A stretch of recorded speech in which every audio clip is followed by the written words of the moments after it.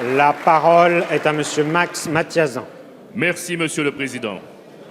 Ma question s'adresse à Monsieur le Premier ministre. Jeudi dernier, le Président de la République a reçu le livre bleu Synthèse des Assises des Outre-mer, initié il y a 1 an. Il a ainsi dégagé la feuille de route du gouvernement autour de 4 priorités. La bataille pour la création d'emplois, l'ancrage régional dans le grand bassin et le voisinage, les croissances vertes et bleues et la différenciation dans les compétences. Le Président de la République nous a donné rendez-vous dans 18 mois pour faire un point d'étape précis, dit-il, sur la mise en œuvre des mesures qui ont été retenues.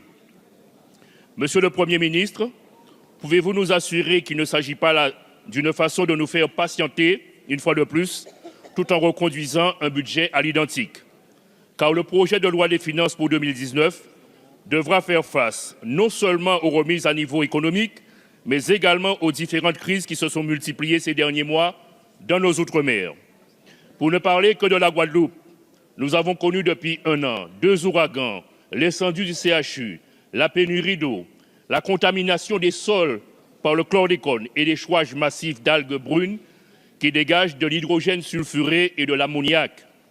Certaines annonces ont été faites, mais comment allez-vous mettre en place un véritable suivi et une information systématique des élus et de notre population sur tous ces sujets?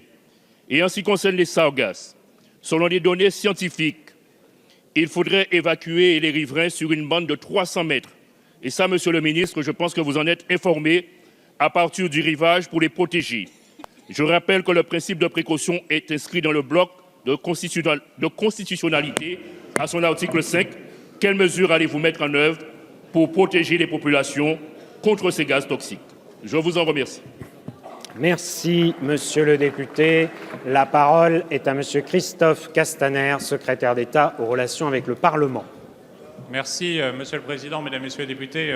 Monsieur le député, je voudrais tout d'abord excuser la ministre qui est avec Elisabeth Borne sur un déplacement à Saint-Pierre-et-Miquelon.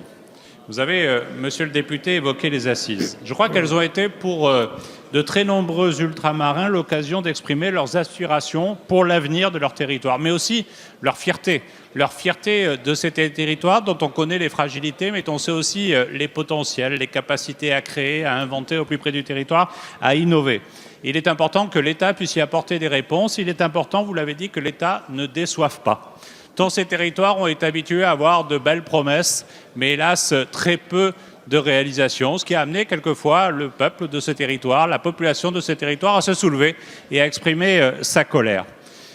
Au fond, aujourd'hui, ce sur quoi nous travaillons, c'est une feuille de route pour le quinquennat qui doit engager l'ensemble du gouvernement en faveur des Outre-mer. Et vous avez raison, même s'il ne faut pas que cet engagement se traduise seulement par une traduction budgétaire, il faut quand même que la prochaine loi de finances puisse contenir les dispositions nécessaires à la mise en œuvre prévue dans le livre bleu.